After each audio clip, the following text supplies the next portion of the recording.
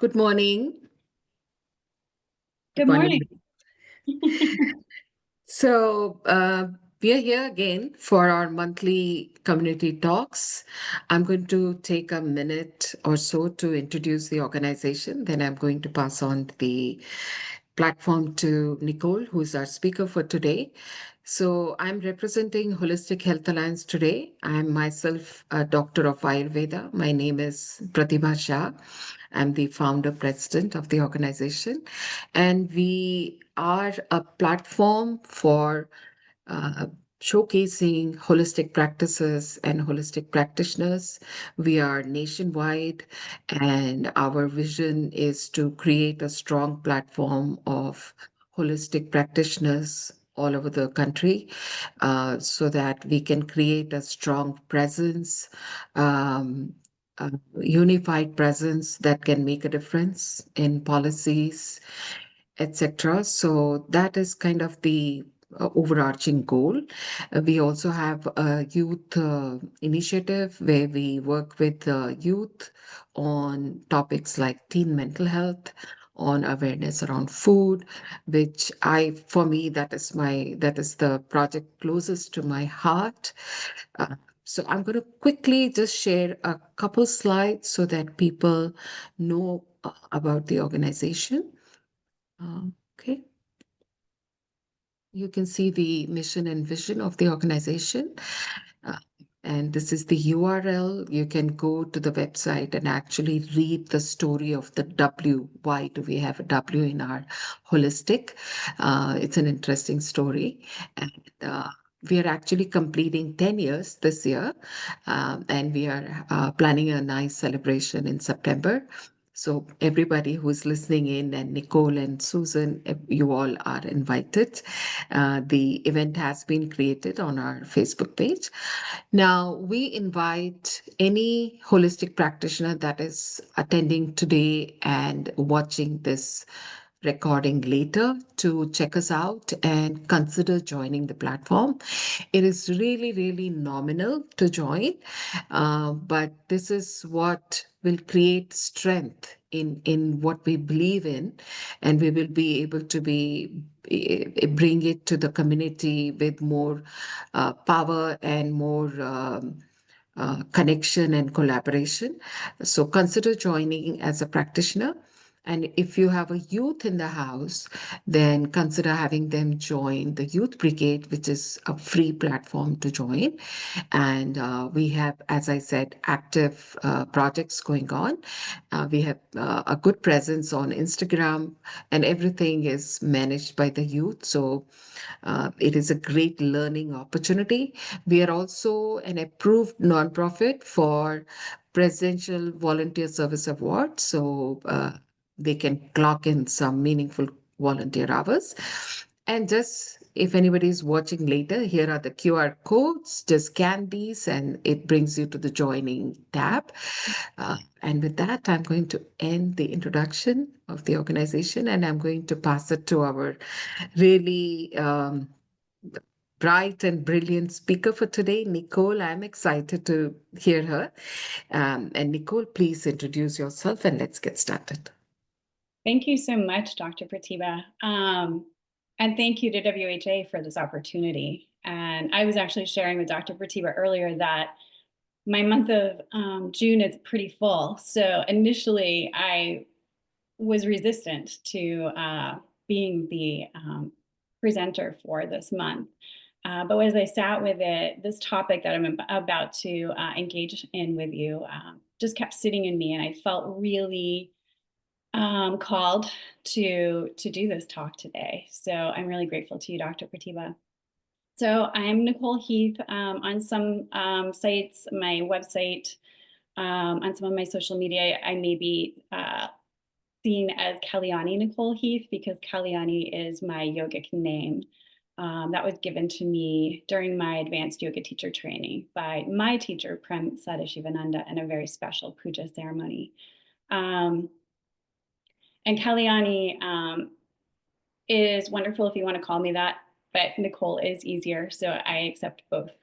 I have been led into this world of holistic wellness pretty organically. My mother did yoga when I was a child. I didn't really understand that it was even yoga. And then as a teen, she had a book that I started kind of doing my own practice and following as a moody teen locked up in my bedroom. And um, and then I kind of dropped it. But then in my late 20s, I revisited yoga. And every time I've come back to yoga, it's felt like home to me. And so a lot of this presentation today does have its roots in yoga philosophy as it's affected and changed and formed me and who I am. And then yoga led me into following a career that led me to body work. Initially Thai yoga massage, and then into traditional massage. I'm a licensed massage therapist, Reiki, and then my first and dear yoga teacher, Sally Clinton in Blue Hill, Maine, introduced me to Ayurveda probably about 15 years ago. So Ayurveda is also in this. They're sister sciences, yoga and Ayurveda, because they really are about that mind, body, soul connection. And through all of that, I became an Ayurvedic health counselor, and Dr. Bharti was actually one of my teachers. So I wanted to share that too. And I have gone on to learn some of the forms of Ayurvedic body work with Dr. Bharti as well. So that's a little bit about me. And I'm going to just share personally that I am a single mother. I have raised my boys pretty much on my own. I own my own house. I run my own business. I am the only person in my business currently. I have had yoga studios in the past, but right now I just have a bodywork practice primarily. So everything that I'm going to talk about today is coming from my experience and how I've been able to sustain being a mom, a homeowner, and also a business owner, and being able to give to my clients the level of care that was what I wanted to be able to offer them. So let's start. I'm going to go ahead and pull up my screen for you. And we'll start right into this topic. I think my computer's a little slow right now, but it's coming.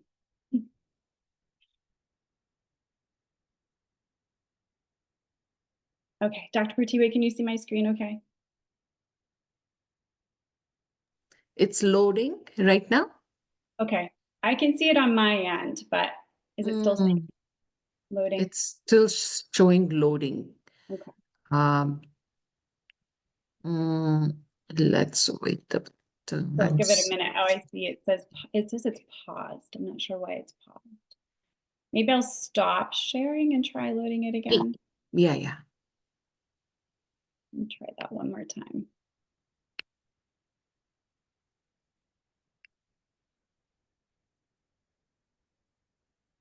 I wonder if it'll load easier if I am not in my full screen.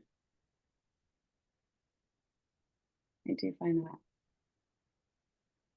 affects it sometimes. Still showing that it's paused on your end, isn't it? I'm seeing a white screen now. Yeah, I can You know, actually see what you see. I'm going to close some things out and see if that's part of the problem.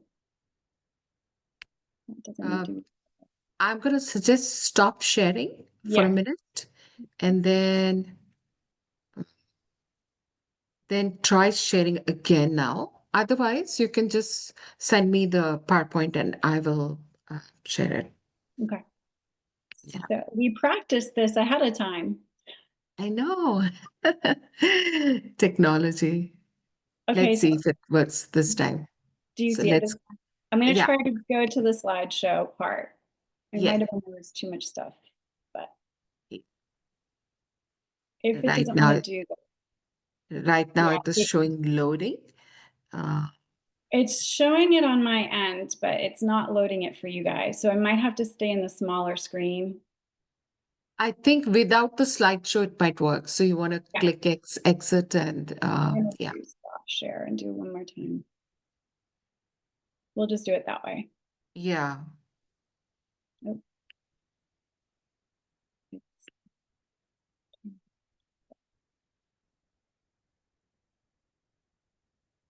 should have just stayed where it was.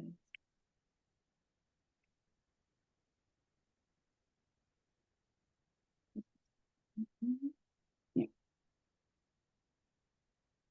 Now it's putting in a different spot. There. Yay. We'll just stay Yes. here. Yeah, this is readable. Let's just go with this. Yeah.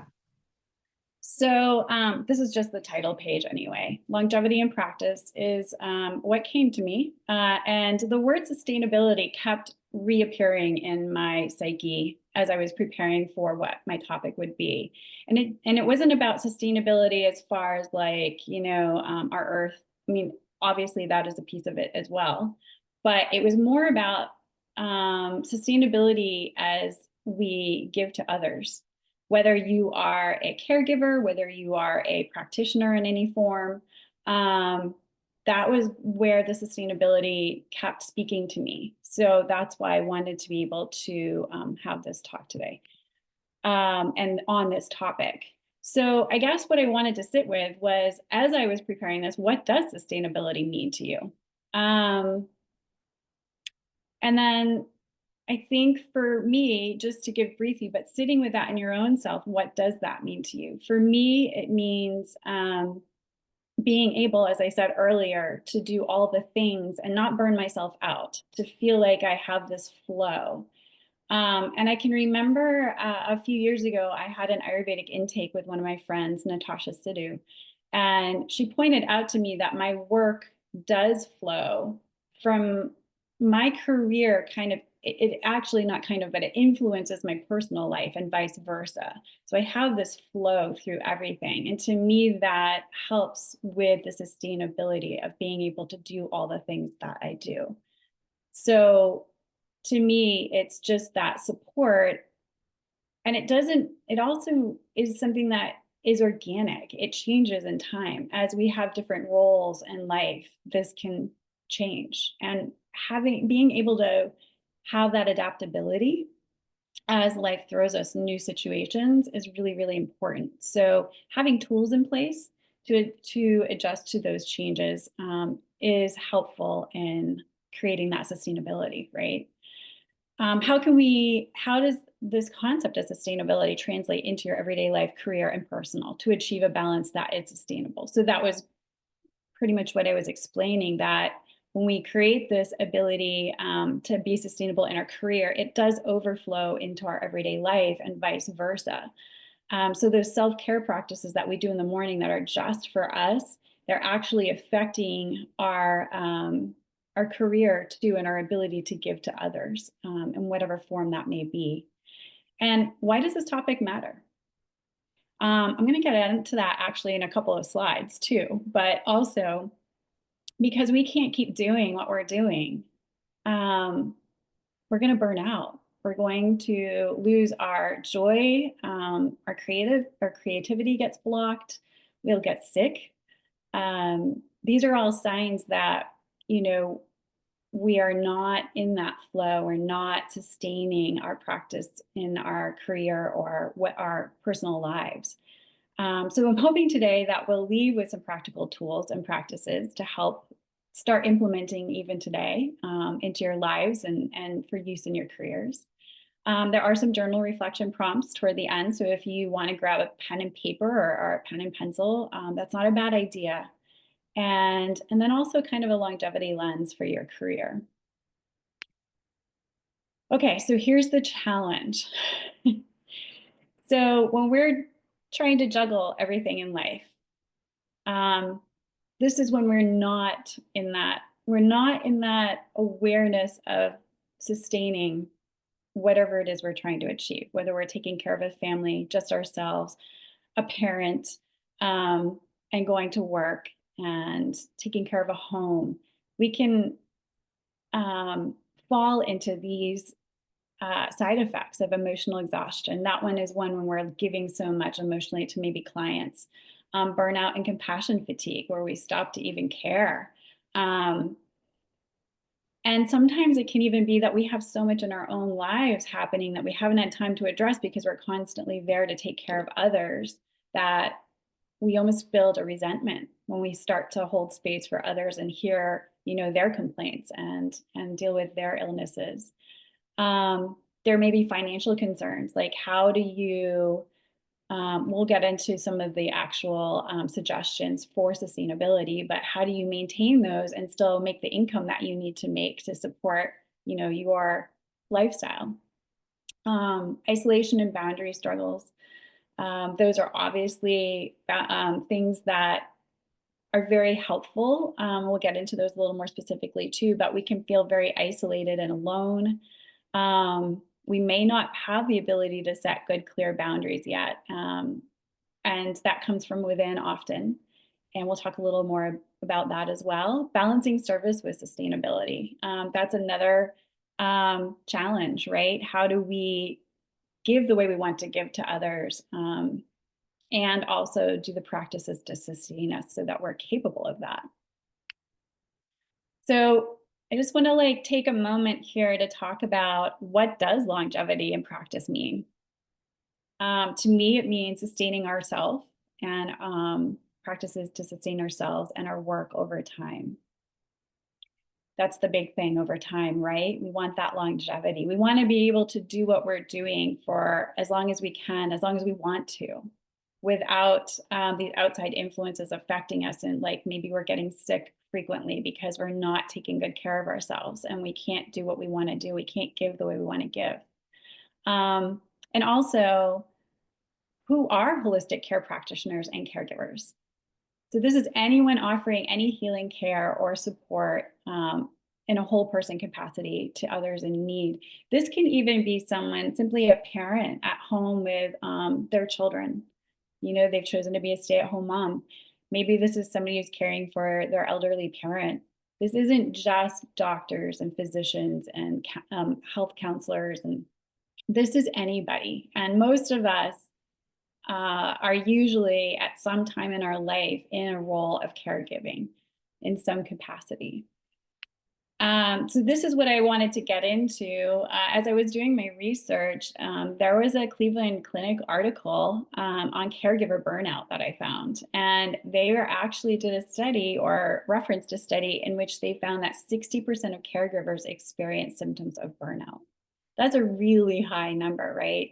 So clearly, there is room for this idea of sustainability in our practices to create longevity. So we were not experiencing burnout. I can remember being in massage school, this concept that came up with one of our teachers, and this idea that as massage therapists, it's a very physical job. There's also an emotional component to it as we're holding space for people who come in with whatever they're bringing in for that day.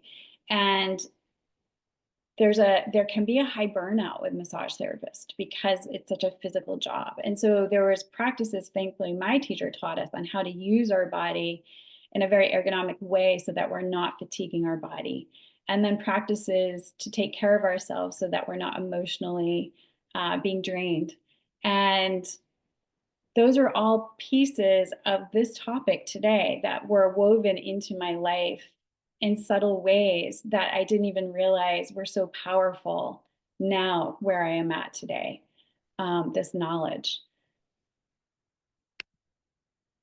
So as I was preparing this, I wanted to keep it simple. This is a topic that I could do a weekend workshop on and really take us into the depth of why we may be resisting taking care of ourselves and learning tools to, heal that within ourselves. But I wanted to keep this topic obviously a little less in depth and intense because we only have an hour to do this in. But I wanted to make sure that I was touching on the things that I felt were really important. So I created these 4 pillars of sustainability. One is personal, one's relational, one's financial, and one is ethical and spiritual. And we're going to delve into each one of these a little more deeply. So starting with pillar 1, the personal sustainability, because let's just put it out there. If we're not taking care of ourselves, we cannot take care of anybody else. I remember doing a was life coaching with my teacher. That was the yoga teacher who introduced me to Ayurveda. And it was during a time when I was going through my divorce. And I felt very drained and I felt overwhelmed because I now had all the responsibilities. I had a lot of them to begin with, but now everything, even as simple as mowing my lawn became overwhelming to me because I just did not have the time.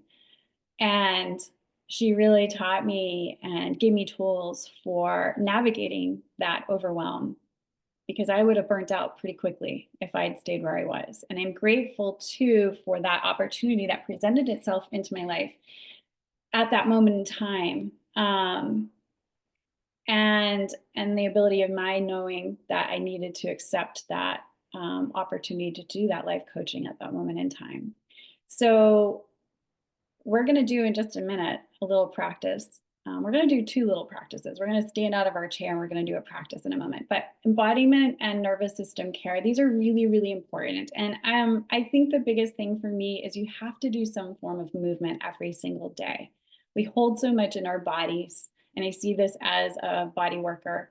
That if we don't do something, journaling, movement, talking to good friends, maybe talking to a therapist, to move this stuff out of us, it will build over time. And it will cause us to become depleted.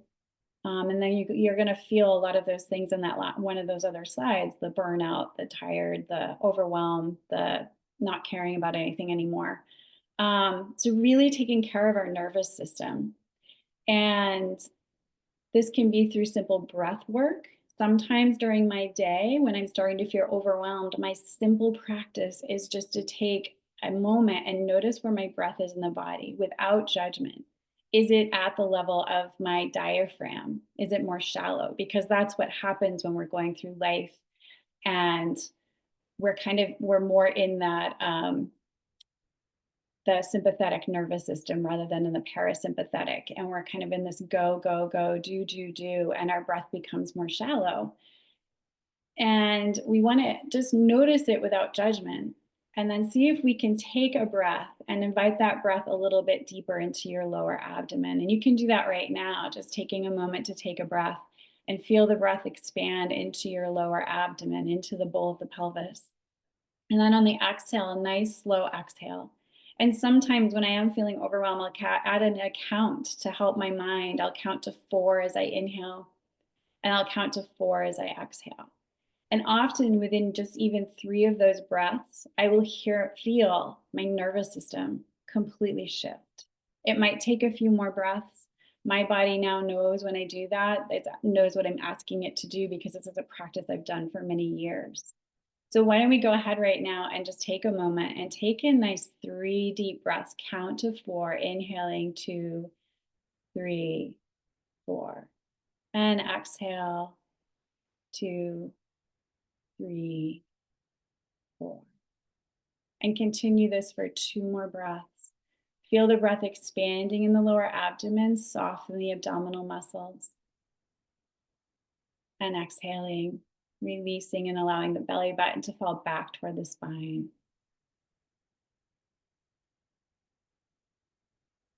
If I'm feeling really ungrounded, I'll even imagine this flow of breath emanating from the earth up through the soles of my feet into my body. And then exhaling from my body back down into the soles of the feet. And now take a moment after a few of those breaths and just see how your body feels.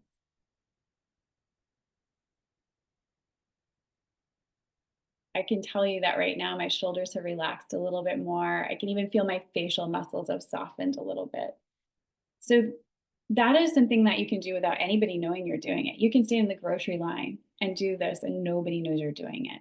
But it's so powerful. So this is how simple creating sustainability can be, is just simply coming back to your breath and connecting with that nervous system. I'm not going to go in depth into the nervous system right now. And there's a lot of practices you can Google about the nervous system. I think this is becoming more of a topic nowadays, which is beautiful for caring for our nervous systems. because it does really affect so many things in our lives. That's, behind anxiety, depression, like so many things. Um, and then self-care is maintenance, not a luxury. So there's a saying I started using a while back that I became aware of. Um, and it's that self-care is not a luxury, it's a necessity. And I used to work as an X-ray and CAT scan technologist years ago in my prior life. And I was the head of a CAT scan department, and it was so much stress. I was in my late 20s. I was pretty young to have that responsibility, and I could do it, but it was a lot. I took a lot of call, and it was taking its toll on me. And I had a colleague who kept saying, "You need to go see this massage therapist friend of mine. She's actually like in the town you live in." And it probably took a year before I let myself do that because I really thought, oh, I can't afford that right now. I can't take that time for myself. Um, I was young and I was raised with like a very strong work ethic, but not a strong self-care practice. So that idea felt selfish to me. Um, and it took a while for me to overcome that. And I can tell you that first time that I got on that table was profound. And I went religiously. I think for a while I went every 2 weeks. I know I did at least once a month. And that practitioner became a good friend of mine. She became a mentor. And a lot of her work and practices flow through me today. She was a holistic practitioner before that was even a thing. She sat down, she spoke with me before I got on the table. She understood what I was holding in my body emotionally and mentally. And then we would work on the physical during the massage. And she held beautiful space for me. And that's when I really began to realize that this is not a luxury at all. I feel like in our country, in the United States, that this is something that we're struggling with to acknowledge. I do feel like there are countries that this is natural. I know that in France, women, it's like going to the grocery store to take care of your body, to have facials, to have massages. They don't think twice about that. But here in the U.S., we have built this concept that wealth is having this big business and making lots of money. And honestly, it's not sustainable. And it might be if you're adding in the self-care practices, but we kind of push that to the side and we work, 7 days a week. And we work more than 8 hours a day. And I think too, the acknowledgement that a lot of times, even if we have an 8 hour a day job, we're coming home and then we're taking care of people at home. So we're not really off the clock, the 24-hour job. So acknowledging that and knowing that there are tools for still navigating that and living a life that can be joyful and happy and not always stress free, but you have tools to navigate that. Like coming back to your breath. So that was a little more than I meant to go into with that, but this is something that I really feel so strongly about. And I encourage my clients in my practice to really look at when they make their appointments that this is a commitment to yourself. This is a commitment to taking care of yourself, because when we're not taking care of ourselves, we cannot continue to take care of others. We will hit a wall at some point. The other part of this pillar is rhythmic cycles. So my Ayurveda practices come into hand here where we understand there's a rhythm to life and there's daily practices. And that is something that, if you want to know more about, you can reach out to me. You can reach out to Dr. Pratibha and have a wellness intake with us. And we can give you specific tools and practices for your specific body. But generally creating a cycle where we have some rest. We're not working 7 days a week. And we have our work. You're setting the time for that. And then we have some integration time. So this is another topic that I could talk forever about. But this one became really important to me, I would say over the past 2 years. I have a dear friend who's also a body worker. And she is not a mother, but she does have people she takes care of and cares for. And this is where sometimes we just need permission, right? To take care of ourselves. And I really admire her. It took me a while, but we were sharing our practices and how we work. And she's very, very good at setting limitations on her day as a body worker. She only works a certain amount of hours. She only sees a certain number of people during the day. She knows what number she has to attain for her monthly, quota to meet her needs financially. And she's not pushing to go way above that right now because she has to care for others. But during that, she actually schedules off. She looks at a year calendar and she schedules off every other Friday for herself. Sometimes that's even as simple as getting her healthy groceries, and cooking meals for herself that she can freeze and pull out when she's really busy. But she is very strict about that. And then I think it's every 3 months, it might be every 4 months, she takes a week off. I know this is unrealistic for some people, and you might hear this and think that's impossible, but it's not when you start to look at things. And some of us are in jobs where you have to be accountable to somebody else. I work for myself. My friend works for herself. So we are able to look at our calendars, but there's still this pressure that we have to meet these certain levels of income just to be able to survive and live. And we don't want to interfere with that as well. However, I do feel like if we are really truthful with ourselves, there are ways that we can start to block off time that is just for us. If you are in a 9-to-5 job, you do usually have time that you can take off. And maybe it's looking at your earn time and seeing if you could just take off even one day a month. That's just your day. Maybe you just sit at home and you do the things you always want to do that you never have time to do. Maybe you have the time then to cook a beautiful meal for yourself and rest. But I can tell you that after you have that day, you feel so renewed. You also feel like this becomes something that's a non-negotiable, that you have to make sure you find a way to protect it. And so it's, in a way, it's a setting a boundary around your time and your use of time. You do have to become a good manager of your time for sustainability too, so that you're, even as far as maybe your time that you spend on social media, maybe you have a schedule that you do that only every morning from 8 to 8:30, and you really start sticking to that, because we can find that we can get on our phones or our screens and start scrolling, and we've lost an hour. I mean, I know I've done it. So this is just some of the ways to kind of start assessing how you're using your time and how could you better use your time, and how can you set time for yourself that starts to create the sustainability pattern.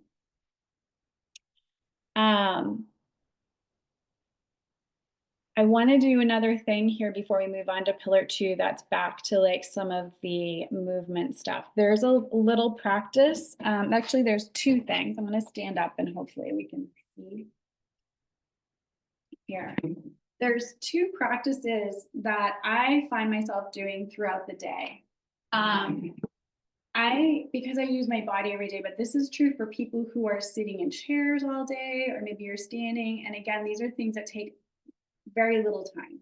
So even if you could just run to the bathroom for a minute and just be in the bathroom and do this little simple practice, if you don't want to do it in your office cubicle or where other people can see you, or step outside. I mean, getting outside for a walk every day is so powerful. That's another thing, like taking your lunchtime break and being able to get outside for a minute.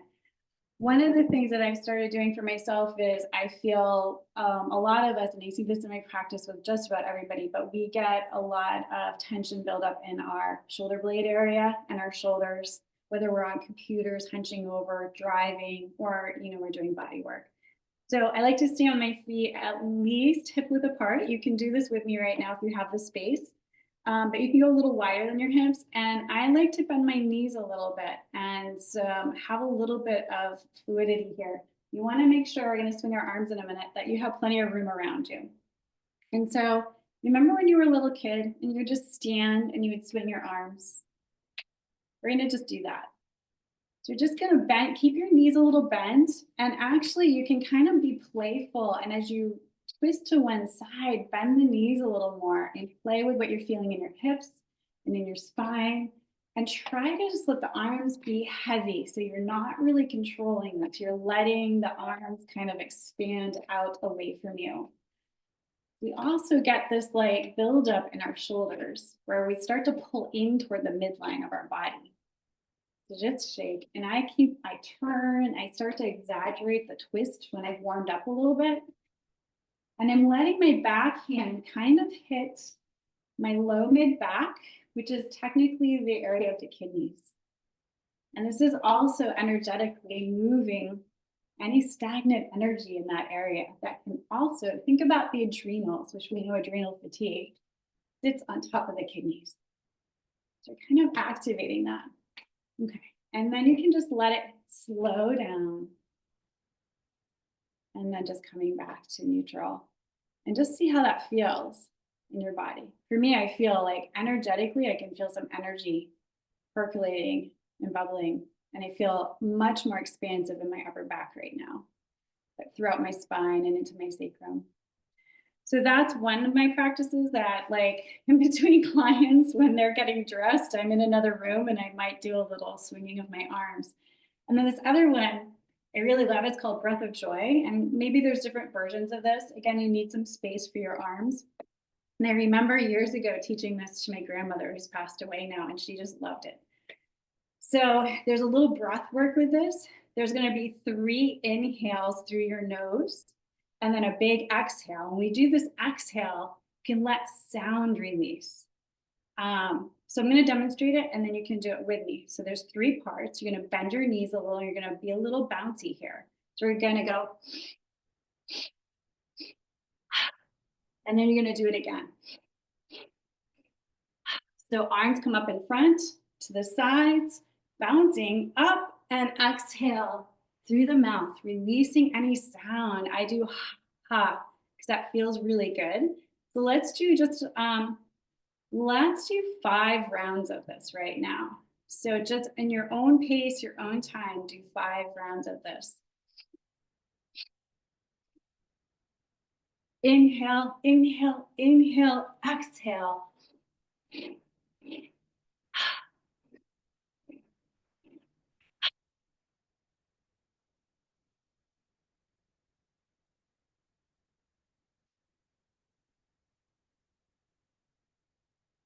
Okay, when you've done at least 5 of those, you can come back and just notice again, close your eyes for a minute and just see how you feel.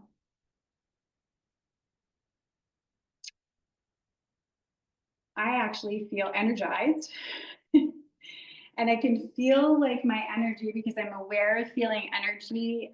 It feels like it's flowing more because I was just seated. So it was getting cut off a little bit.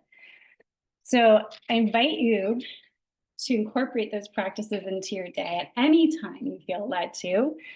I love Breath of Joy. I've even been told that it can be an alternative to like reaching for that cup of coffee that has caffeine in it. So the nice little substitute for caffeine. All right, pillar 2. I know we have a little time left, but we're going to get through these. Relational sustainability. So this is where WHA actually comes in as well, because we're looking for community support. And community can sometimes be hard to create. In my experience, it's best if we stay open and we allow. So it's not always something that we have to go trudging through the streets and seeking out and trying to create a community. Oftentimes it will appear when we're asking for it. So we set an intention for the community that we would like to have, whether it's a group of girlfriends to hang out with, maybe it's professional community support, just colleagues to share, with. Obviously, there are some boundaries to also set with that, because we don't want to, depending on what kind of care you're giving, you want to honor the privacy of the people you're caring for. But that said, being able to have colleagues and peers that we can share with, and then we find out we're not alone. A lot of us are feeling the same thing. A lot of us are seeing the same thing in our people we're caring for. There is common themes. And the other piece is obviously setting healthy boundaries with clients and care receivers. So this is a challenging one. I mean, this is one that I wouldn't say that I've fully mastered, but I am very much better with it than I used to be. And I think in the past year that's shifted for me a lot, where I've just become really strict with what I'm willing to give and what I'm not. So this can look like, again, I don't see clients. My last scheduled client of the day is 3 or 3:30. And that's because I need to end by 5 or 5:30. And that is a very strict boundary with me. I had to set. And I sat with it because I thought, well, this is going to mean that I'm going to lose some clients that want to be seen after work. And what I realized was I'm setting this boundary for me because I can't work beyond that time. I need to be present for my family after that time. But by setting that boundary, I'm also encouraging my clients to make their self-care when they're coming to see me their priority. Because I realize that we take time off to go to the doctor. We take time off to go to the dentist. Why are we not taking the time off to take care of ourselves? Right? It's like society's made it okay to go see the doctor. They've made it okay to go see the dentist. It's not okay to go see our massage therapist. And my massage clients have only exponentially exploded when I've set that boundary for myself. And it's also, I'm setting that example for them, right? That I'm not willing to work beyond that boundary. And I think when we set boundaries, it depends. Some people are not going to react well to the boundaries, and that's okay. That's fine. But other people are going to see that as an example for their own life and how it's okay for them to set those boundaries. Like, again, sometimes we just need to feel like we've been given permission to do these things that support us. Boundaries can be in lots of ways as well. They can be with what you're going to tolerate, as how somebody's speaking to you, what kind of care that you're willing to give. There's a lot, but sitting with that, and I don't know if this is bringing up anything in you right now around boundaries, but just know that it is challenging, but it's beautiful work when you start to do it. It's really freeing. And then the mutual care, I threw this in here too because there's giving and receiving. So as givers, as caregivers, we really do have to prioritize receiving. I had a note I wanted to make sure I touched on with this. Yes. So in my practice, I've created a community where I have some, and this has taken time, where I have some practitioners that I really value that are sometimes are very close friends. And we take care of each other in the way that we do trades. And so I get massaged 2 to 3 times a month. And I block that time off for myself. And I usually try to do it toward the end of the day so I could see clients during the day. So I'm not losing a lot of money by doing that. And then I've set out that time. And I went through a period last fall. I'm sharing my experiences because I'm hoping they're helping you. I went through a period last fall where I got really busy and I didn't follow up with setting up my trades, nor did they either. And I went for probably 2.5 months without my self-care in that way. And I was really hurting by the time that I finally get on somebody's table. And it really reinforced in me that this is not, again, a luxury, this is a necessity. And making the time for this is really, really, really important in order for me to be able to give to my clients. And there are ways, and it takes time. And my experience of trading with people is that You have to make sure it's of equal value. You have to make sure that you're comfortable with that person. Don't just trade to trade. This is something very sacred, honestly, because you're caring for them and they're caring for you. But this ability to be able to also receive is really powerful in creating that sustainability if we're going to be giving. And you want to look at it as um, it's a flow of energy.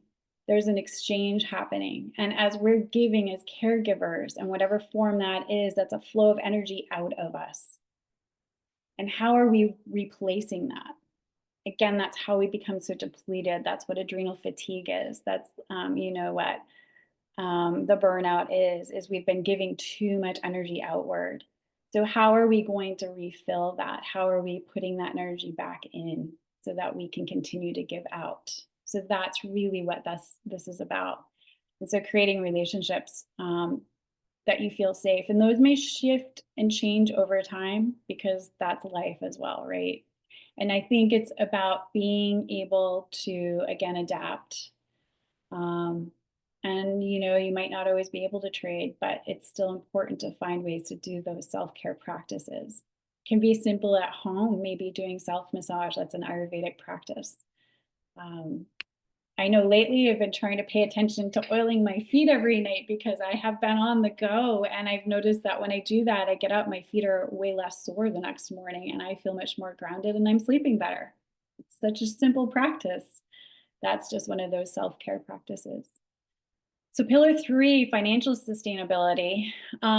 This is another one that I've worked through a lot in my life, is what to charge if you're working for yourself, or if you are being paid by somebody else. How do you value your time? So what are you worth? What is your sense of worth? What is your time worth? So charge appropriately, I should probably have in there also what is your pay? What are you worth? And this isn't like, yeah, I want to be paid $100 an hour. Realistically, what is your time worth to you?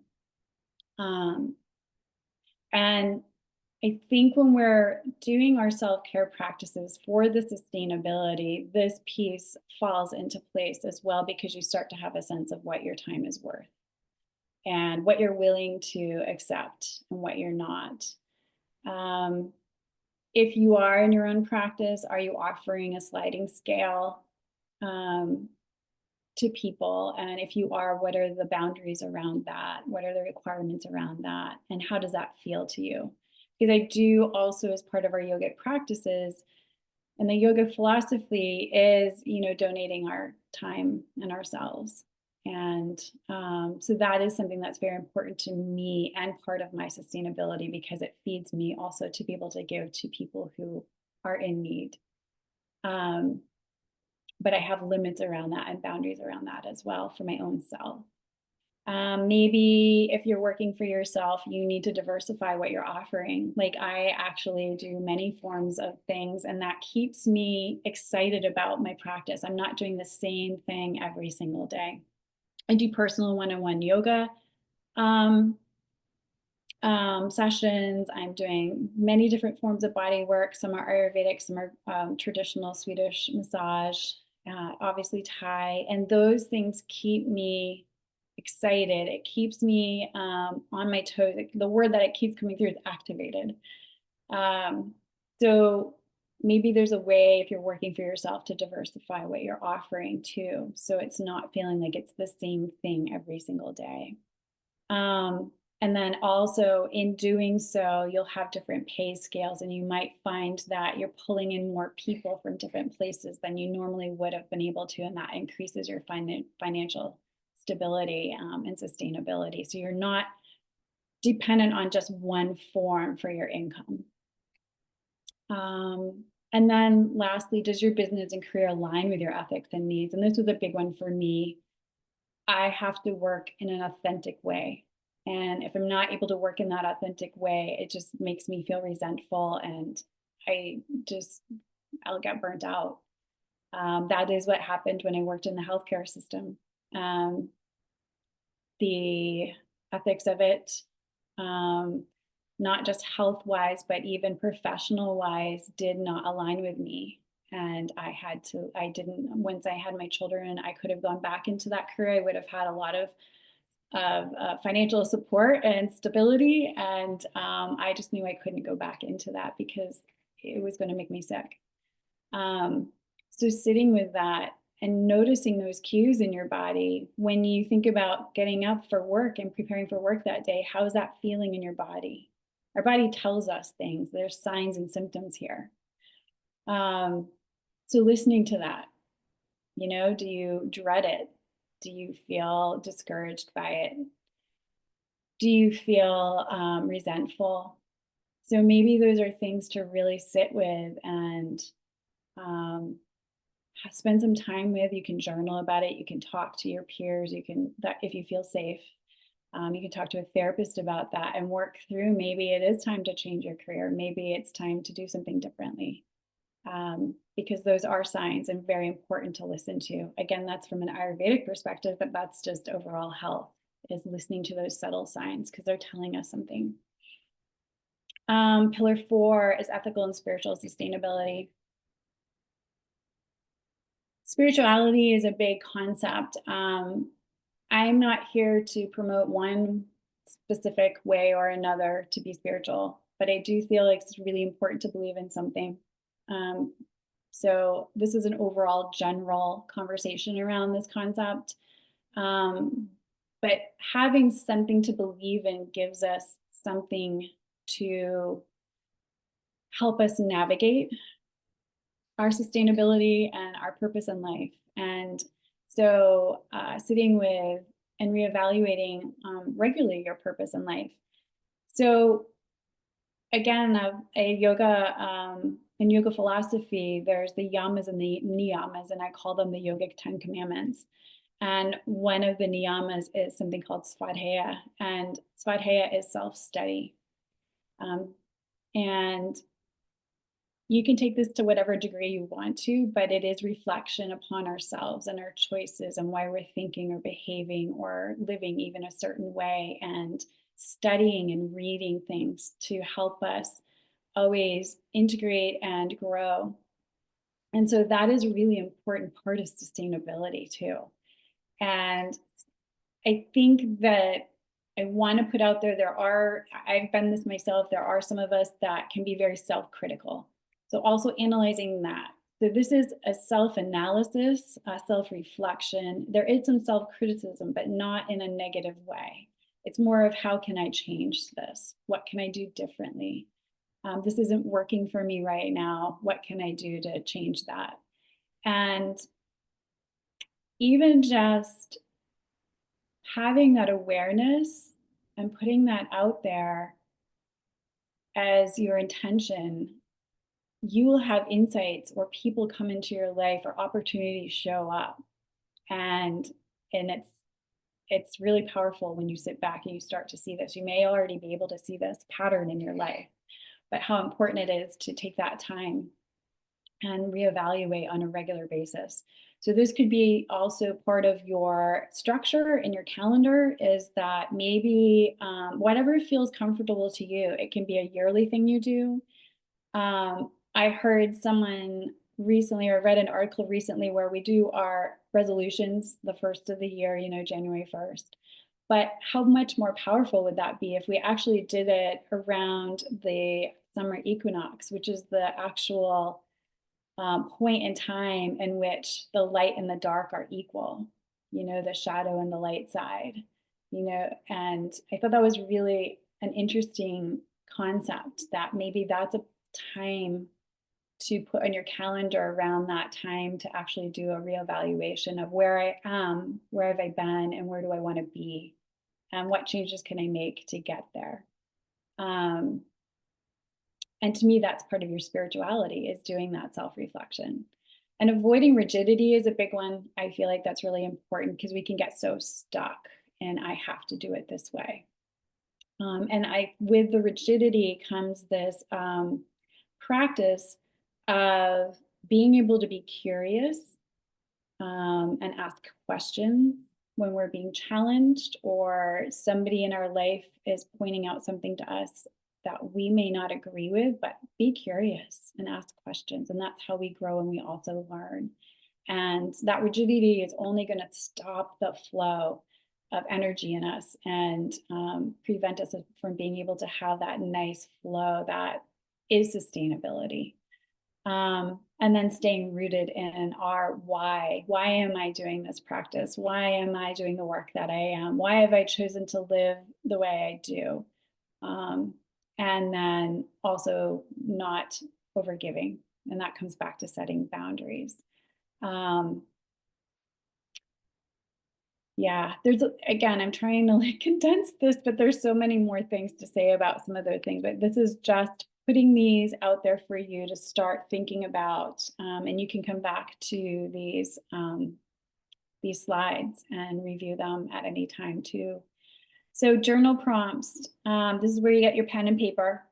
And so right now in these moments, what area of sustainability and practice is calling for your attention right now? So as you've listened to this talk, maybe it's brought up some things in you and some awarenesses in you in your own practice. I know even in preparation of this, it's brought stuff up for me like, oh, I need to revisit the like schedule of where am I scheduling my days off for just me? I am overdue to do that evaluation of where I am and where I'm headed. I kind of have it in here, but that's not enough. It's actually really important to sit and write it out, not just type it on a screen, but actual pen to paper or pencil to paper, write this out. And then you can revisit it in 6 months and look at what you have taken from that, maybe the changes you've made, or maybe you haven't, or just the reminders of, oh yeah, that's right, I wanted to do this and I haven't implemented that now. Again, without judgment and criticism, because that doesn't achieve anything either. It's from a place of loving kindness for ourselves, because we give that so much to others. We need to remember to give that back to ourselves in this practice. This isn't about beating ourselves up. It's about being kind to ourselves. So another journal prompt that I really find valuable is, what is one thing you'll commit to shifting even this week? And I don't know, and then and creating a plan to implement that, this week. So I only have like 2 more slides left that are really simple, but I want to take 1 second to see if any of you want to just say one thing that's come to you in this talk that is something that you want to commit to shifting this week. Nobody wants to say anything. You can unmute, Susan. You're muted right now, so we can't hear you. If you want, you can chat. Oh, she's unmuted. Yeah, there she goes. Yes. Well, first of all, a lot of things come to mind. Basically, just paying attention to yourself. Kalani, I loved your bio. I can appreciate all of what you've said. I have 4 children, a disabled mom, and a business with a passion to help others myself. And I think a lot of this resonates with me and a lot of people. And we do have to take the time out for ourselves so that we can be the best that we can be to help others. Otherwise, we're not able to do what our passion is in life. So just taking the time, making sure you take the time for yourself in the morning or wherever it is throughout the day. And these reminders are wonderful. It's something that we all need, and it helps a lot. It really does. I loved this call, and I look forward to sharing it with people. Thank you so much, Susan. Dr. Batiba, do you have anything come up for you? So, Nicole, it's interesting. Whatever you have shared is music to my ears, because ditto, this is what goes in writing to my clients. Yes. In writing. So, but, so I resonate 100%. This is something I also suggest, recommend. I think Susan is probably knows, because it comes in my emails to my clients, exactly similar points. But I would say a reminder is always good. Thank you. Yes. Yeah. It's a reminder for me, and I feel like as I'm on this path, I do have people pop in here and there that I say I learn from my clients too. Like they'll come in and they'll share something, and I'm like, oh wow, that was so powerful. I needed to hear that too. And that's Yes. that openness, that I think we need to have, and like letting go of any rigidity around it has to be done this way. That's what I loved about Ayurveda, is that it is very adaptable, and it's personal and individual. So it's doable. I want to just touch real quickly in these last slides before we end, because we're almost at the end here. Additional tools and practices for longevity. So create a burnout prevention routine. And so whatever that feels like and looks like to you, again, if you want some ideas or suggestions that are tailored just for you, having a consult with someone like Dr. Pratibha or myself or another Ayurvedic practitioner around you is a really good idea. Monthly sustainability self-assessment. So maybe even blocking off time at the end of a month and just check in with yourself. How did I do this month, and what could I change? And again, being very gentle, have grace around this, because life happens, but the goal is to come back to center again and reassess. So, and then develop a personal longevity plan. I love this idea when I was creating this presentation and this can change, but like for now, in this moment in time, what does my longevity plan look like? How am I going to support myself so I can be there for everybody else? Sustainability is a sacred practice. It really is sacred. And then I wanted to end with this quote by actually a dear friend of mine who I've gotten to know of this past year, maybe through another client of mine. Charles Gibbs has this book called Light Reading. He's a very interesting man. I meant to pull up his bio, but he's an Episcopalian minister, but he travels the world, sharing his beautiful light, quite honestly. But there's a lot he does all over the world, and he has done work with I don't want to get into it because I don't have this book. You know what? I have his book right here. I'm going to read this to you right now on the back here. He's a spiritual leader, activist, speaker, writer, Episcopal priest, and the founding executive director emeritus of the United Religious Initiative. So actually, this is his book that I have the quote from. And this one really spoke to me. These are a book of poems. And this one says, whether your hand reaches out in need or to offer aid, another hand awaits. You are never alone. And I just really find that very powerful. So I wanted to share that last quote with you as we end this. And then thank you so much for joining me. And if you are interested in learning more, there's my contact information. I'm also considering creating this into like a little weekend retreat, not retreat, but workshop. So if you are interested in something like that, let me know, because I think I want to put something like that together. But thank you again so much, Dr. Pratibha. Thank you, Susan, for being here too, and to all the listeners that end up watching this in the time that you have as well. Thank you very much, Kaylana. Thank you, Nicole. You can stop sharing if you want. This was beautiful.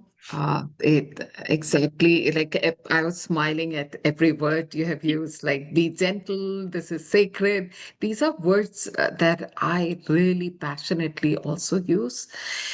And uh, the interesting thing is that self-care is usually at the bottom of everyone's list.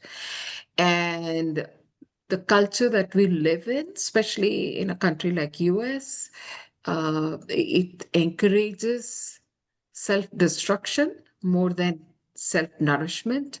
So these kind of counter movement is going to be really helpful at a community level because it allows people to give permission to themselves. Because usually you are under pressure of what everyone else is doing. So we need more talks like this. So you must consider making it a weekend workshop because this is powerful. And I think the best word I can say is it really gives people permission, because that they're not able to give it to themselves. Uh, Very empowering. Awesome. I'm glad you went with your intuition and decided to talk about this topic because it needs more talking about. Thank you. And thank you, Susan, for always coming and supporting and encouraging. All right. Thank you. Namaste. All Namaste. right. All right. This will be up on YouTube in a day or so, as soon as I get the time. All right. Thank you. Have a Thank great you. rest of your Sunday. Bye-bye. Thank you.